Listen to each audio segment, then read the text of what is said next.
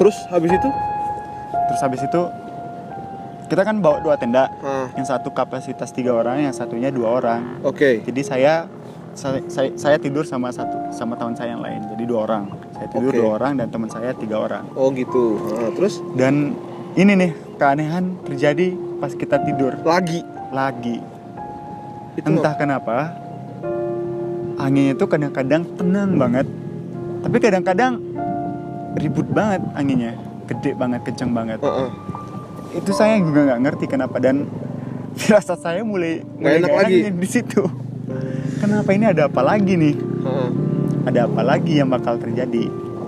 Terus, tapi saya berusaha untuk selalu positif sih.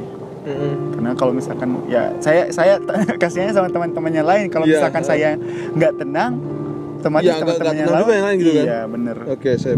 Ini salah satu kunci ya. Kalau misalnya kita menemukan keanehan-keanehan yang ini, memang baiknya tenang. Terutama juga kalau misalnya ada hal-hal yang sifatnya terjadi secara alamiah, itu baiknya memang tenang dan memikirkan.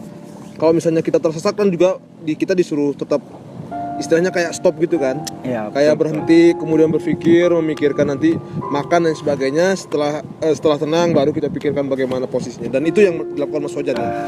Oke. Alhamdulillah bisa. Keanehannya apa nih Mas Sojan, keanehannya? Oke. Jadi kita tidur berdua sebelum kita terlelap. Jadi kita ngobrol-ngobrol dulu, tapi sambil tiduran sama ada nama teman saya Abar. Di Mas Abar ini baru pertama kali juga. Yoi. Dan oke, kita ngobrol lah ya, biasa lah ya. Ngobrol-ngobrol karena kita memang berdua nggak bisa tidur waktu itu. Walaupun sebenarnya udah capek tapi nggak bisa tidur, entah kenapa. Terus ya udah ngobrol, nggak terasa waktu udah jam 12. Jam 12 malam. Iya, jam 12 malam. Ya angin yang tadi tetap ya guys. Jadi dia kayak kadang-kadang tenang banget, kadang-kadang kenceng banget. Entah kenapa. Oke. Keanehan lain yang Mas Sojan temukan di sana itu apa? Nah, dari mana ada suara-suara kayak orang jalan. Tapi saya cek ke luar itu nggak ada siapa-siapa.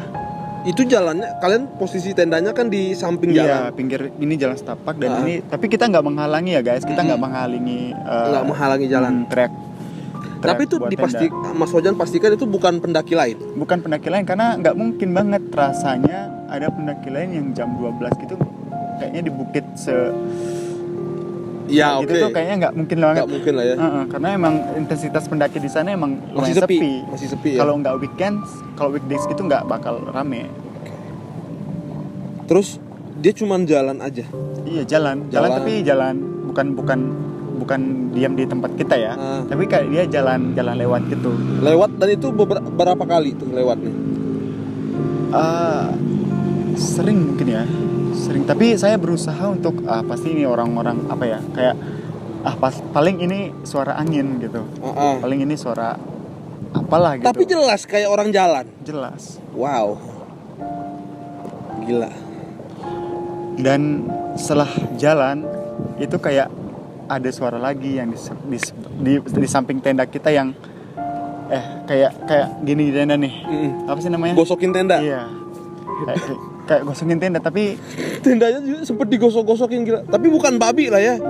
Bukan ya. Enggak mungkin ada babi di sana. Iya sih. Tapi iya, saya selalu berusaha untuk positif. Selalu berusaha untuk positif. Ya mungkin apa gitu ya. Mungkin ada. Tapi ya aneh sih, maksudnya udah jam segitu udah nggak ada pendaki lain yang di belakang kita, terus itu terjadi berkali-kali. Dan kalau misalnya dia jalan muterin itu kiri kanannya berarti udah jurang ya? Jurang. Dia kiri kanan itu jurang. Menurut kalian apa? Menurut kalian apa? Mau dirasionalkan kan agak susah gitu ya. Jadi agak susah gitu. Nah, berarti setelah, tapi nggak sampai ada yang kesurupan kan? Nggak ada lah ya. Oke, berarti selamat lah ya intinya gitu. Selamat ya. Tapi teman-teman saya yang lain, mereka bilang ya nggak ada, mereka nggak ngerasain apa-apa. Ngerasain apa-apa. Oke. Sip. Alhamdulillah ya. Alhamdulillah dan semuanya 5 orang kembali dengan selamat. Iya. Tapi ketika di luar, ketika sudah turun, Mas Sojan nyeritain itu ke mereka. Iya, ketika udah turun, tapi bukan di gunung ya guys ya. ketika udah turun baru saya nyeritain, karena kalau misalkan kita masih di gunung nggak mungkin lah. Maksudnya ini kan dari tadi di bawah Iya kan sih, ha. untuk menjaga kondusif ya. Masa saya nyeritain iya di situ sih. kan nggak mungkin. Nah, maksudnya nggak pas juga kalau misalnya kita nemuin hal-hal yang kiranya di luar akal sehat, kemudian kita ceritain di gunung tuh bukan begitu caranya. Tapi setelah turun gitu ya. Tapi setelah itu mereka respon apa? Mereka juga ada menemukan hal lain nggak? Enggak ya? Enggak sama sekali. Ya kecuali yang tadi yang suara pendaki-pendaki yang entah dari mana asal. Oh gitu. Lu ceritaan ngimpi tentara non. Nah, jadi yang lain tuh nggak ada ngerasa hal aneh nggak? Kalau misalnya setelah Mas Ojan ceritain nih, setelah Mas Ojan ceritain, mereka kepancing nggak buat cerita atau misalnya menemukan hal aneh lainnya? Jadi guys kan kita posisinya di pos 2 ya. Dan kita belum sampai puncak. Jadi puncak itu masih sekitar berapa ratus meter lagi dan itu agak lumayan mendaki. Oke, kita tidur dari jam 12, kita semuanya tidur dan kita rencana summit itu sekitar jam 5-an. Habis subuh lah. Dan alhamdulillah bisa tidur. Terus kemudian saya bangun sekitar jam 4. Kemudian saya masakin teman-teman mie buat ya ekstra tenaga tambahan lah ya buat summit.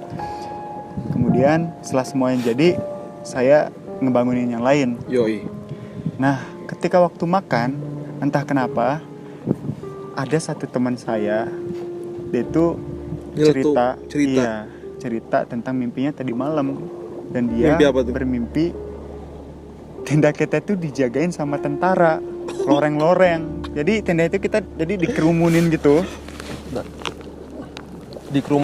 Iya, tenda kita dikerumunin kayak lingkaran gitu, dijagain sama tentara, katanya dikerumunin sama tentara, berdiri. Wow. Ya, mimpi mungkin bisa jadi bunga tidur ya, tapi kalau misalnya ini pandangan saya aja sih. Relate sama ceritanya Mas Ojan tadi yang anginnya nggak stabil gitu ya. Kadang-kadang tenang banget, kadang-kadang ribut banget gitu ya. Jadi kayak kalau misalnya tenang gitu kayak ada yang ngalangin gitu. Bukan. Ini Mas Ribut nonton nggak ya? Mas Ribut Pujakusuma. Halo Mas Ribut. Halo Mas. Oke, artinya kalau misalnya kita kalau misalnya angin kan dialangin jadi tenang gitu ya. Maksudnya yang di belakang penghalangnya itu pasti tenang gitu. Mungkin itu sih Mas Ojan kalau menurut saya. Ini believe it or not ya, karena kita nggak tahu. Ini pengalamannya Mas Ojan, jadi who knows gitu kan. Jadi kayak kita nggak tahu. Tapi intinya gini Mas Ojan, setelah itu nggak ada hal aneh lainnya. Nggak ada. Dan selamat. Nggak ada yang diikutin sampai rumah kan? Nggak ada. Alhamdulillah. Tapi sisi paling seremnya sih gila, ketemu sosok hitam itu dan matanya merah dan Mas Ojan centerin gitu loh, kan gila gitu loh. Maksudnya ya, tapi syukurnya tetap tenang dan bisa istilahnya tuh nenangin yang lain juga kan gitu. Alhamdulillah. Oke. Bisa. Itu dia nih kisahnya ya. Ini buat pelajaran juga buat kita semua kan. Artinya gunung mana saja, bukit mana saja yang akan kita datangi itu memang baiknya tetap kita harus menjaga etika, sopan santun lah begitu ya. Kemudian sangat tidak direkomendasikan sebenarnya untuk mendaki malam lah ya sebenarnya. Selain karena faktor-faktor yang istilahnya sifatnya metafisik, mungkin karena faktor ini juga, karena kan di hutan tuh kita kan nggak bisa ngelihat jalan dengan jelas. Selain karena juga oksigen kita berebutan sama pohon, kemudian satwa liar kan juga kemungkinan kita menyerang kita tuh lebih besar gitu. Itu makanya kita nggak direkomendasikan banget buat mendaki malam hari. Tapi intinya kembali lagi seperti yang saya bilang tadi, believe it or not, percaya atau enggak sih sebenarnya ini ya Anda bisa percaya atau enggak kan gitu. Cuman ini pengalaman yang ini tuh Anda alami secara sadar gitu. Betul. Ini secara sadar, jadi kita nggak mabuk, kita nggak pernah minum apa-apa. Jadi ini memang sadar dan kita nggak lagi lapar juga waktu itu. Iya. Tapi gini Mas Ojan, terakhir nih saya tutup. Ya itu bisa jadi apa saja ya, bisa jadi jin, bisa jadi apapun. Tapi pernah nggak sih dengar istilah lea di Lombok? Kalau Lombok kan bahasanya tusela ya. Iya. Tusela. Kalau misalnya yang Mas Ojan ceritakan tadi, ciri-cirinya kayak tusela banget gitu. Coba Mas Ojan tadinya nggak nyenter ke atasnya, tapi nyenter ke bawahnya. Kalau kata orang Lombok, percaya atau enggak sih sebenarnya ini kayak mitos cerita rakyat gitu.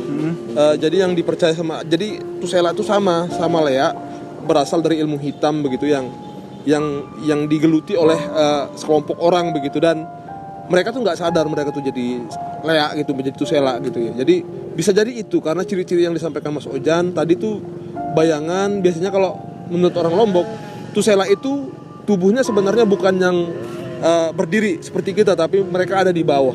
Yang berdiri itu adalah bayangannya. Tapi believe it or not ya, kita nggak tahu, Allahu alam. Tapi intinya gitu ceritanya.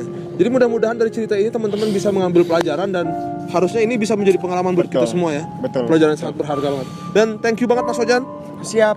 Udah hadir di episode pertama berbagi kismis ini, berbagi kisah mistis, dan mudah-mudahan sekali lagi ini bukan bermaksud untuk istilahnya bersifat jumawa atau bersifat acuh tak acuh pada hal-hal yang memang tidak bisa kita lihat, karena percaya nggak percaya itu memang ada gitu. Dan Betul banget. Dan gimana ya, intinya gitu, tetap harus saling menghormati begitu ya.